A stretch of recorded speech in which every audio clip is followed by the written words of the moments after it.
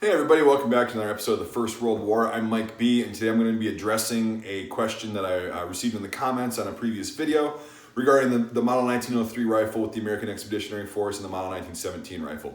We'll get to the foreign stuff eventually, guys. I just want to knock out a bunch of American stuff just to kind of get people appetized for the topic before we get into the more interesting, well not interesting, but more kind of different foreign entities and powers that be, and if I can get some more props for that. Like physical props to teach you guys about it. That's what I like to do. So if you want to see that happen faster and want me to get props to show you through visual learning, please consider supporting the channel on Patreon. That's a really great way to do that. It helps me fund it. I do fund the channel mostly out of pocket from my work money, but it really helps with crowdfunding to actually get really cool stuff. I'd like to get a uniform basically from every single country's rifle and their equipment. But here's to hoping. But anyway, yeah, there's many ways to do that. Look in the description before we get started and consider doing that. Now, the question was, why were some units issued the 1903 and some units issued the 1917? Why did the Marines use the 1903? Now, there's a few different reasons for that. So, I talked about it in a previous video about the National Guard units that were federalized, from the 1st, 2nd regiments of your state militia to the whatever federal number that they still retain. So like the 1st and 2nd Wisconsin Volunteer Infantry Regiments became the 128th Infantry Regiment of the 32nd Division.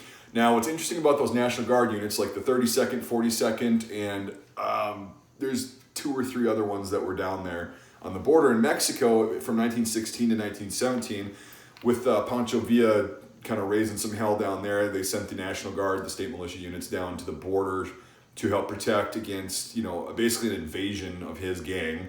Pancho was kind of a douchebag, but that ended up not happening because of the amount of National Guard units on the border. Now, when those National Guard units were deployed, they were still using like an 1898 Craig Jorgensen rifle and 3040 Craig, right?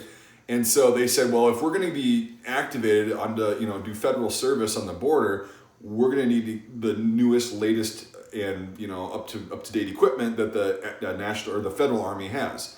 So the states actually used some of their funding to get brand new 1903 rifles, okay? Because this was the issued rifle for the U.S. forces up until we got involved in the First World War. Primarily, like you're going to see this with the Marines, the Navy. Well, the Navy used a lot of Craigs in World War I. But the Marines specifically use these, and they purchased them from the federal government, I guess, because, the Navy technically had to buy them. So anyway, so those National Guard units were going to have these rifles. The first divisions, the standing army units for the active duty military were going to be issued 1903 rifles because it was peacetime. Really, if you look at it, the border incursion was not at all comparable to World War I. So it was peacetime. These could be manufactured at their own pace. These take a lot of time and are a lot more expensive and tedious to manufacture.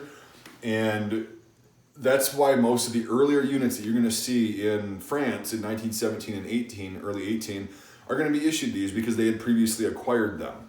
Now, the Marines, the reason they used these with the larger front sight protector globe was because the Marines were tiny at that point. They're smaller than they were now. I mean, there was only a few battalions at that point. I think they had a division, but they were in battalion strength because up until the First World War, Marines primarily, their job was to protect ships. That's what Marines historically have done. They're made to shoot long distances from other ships, and they're made to protect ships. This was one of the first times that the Marines were actually using a land and ground force and not on water in a maritime setting. So they were also issued these because they were so small. They were so small, in fact, that they actually couldn't be on their own. They had to be attached to an army division, which is very interesting. So if you read that, it's pretty cool. But I'll try to do another video on the Marines in the future.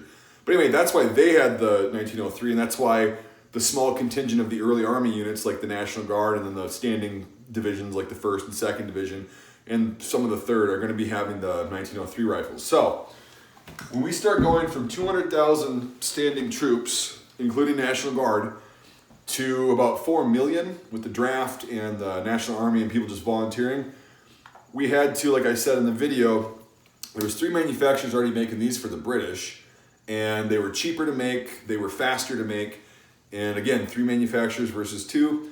So you're going to see about early 1918, you're really going to see the landscape change from primarily seeing guys with the 1903 rifle to the 1917. Now, these were issued almost exclusively from early 1918 on. You're not going to see a lot of 1903s. They were, again, slower to produce. There was only 2 companies making them, a lot more tedious, and they were more expensive. They were still made. This was obviously made in July of 1918. So they were making them, it just wasn't at the rate that the 1917 was. So a lot of the units were being issued the 1917, like the 77th Division, right? The New York guys, Lost Battalion guys, they were issued 1917 rifles just because they got in the game pretty late.